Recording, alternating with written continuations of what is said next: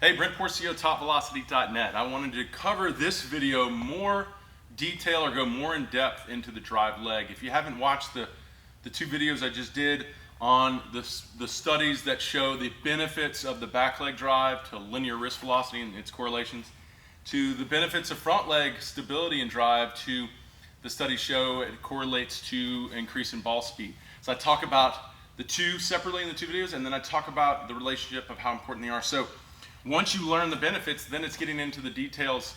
If you want to go really more in depth into it, I'd go to topvelocity.net/100 miles per hour. I give you a 3-video series really on how to put all this together with hip to shoulder separation. I'm just going to give you some cool details here.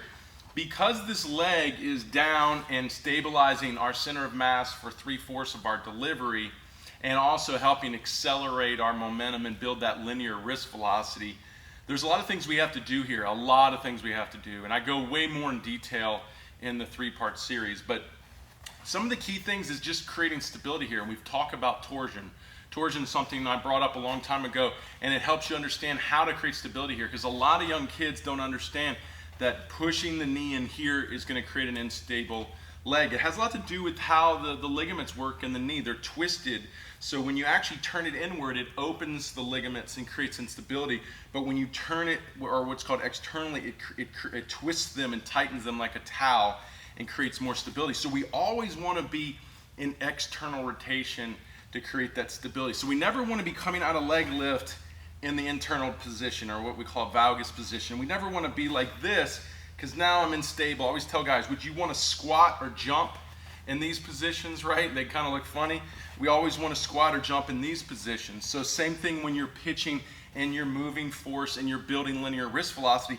We have to be in torsion, the femur out with the foot straight. So it's like a twisting force. You're going to feel a twisting force. It's like why a lot of pitchers lift and they get that little counter rotation in the hip. Once again, counter rotating the hip really sets the femur, or helps the femur go to that stable position, and then it takes the tibia and then the foot, and it stabilizes the whole leg to ride that energy going down the mound. So make sure you get flush on the rubber.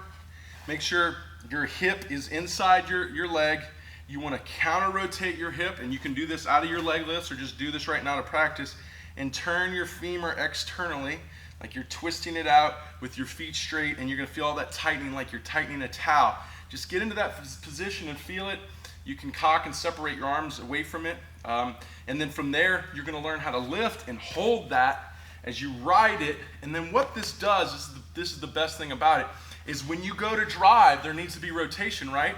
I'm not going to cover all the details of that right now, but when you go to drive, or open and drive, that twisting or torsion force is going to unload into a spinning internal rotation force, specifically in the femur, which is what really helps swivel and rotate your hips open.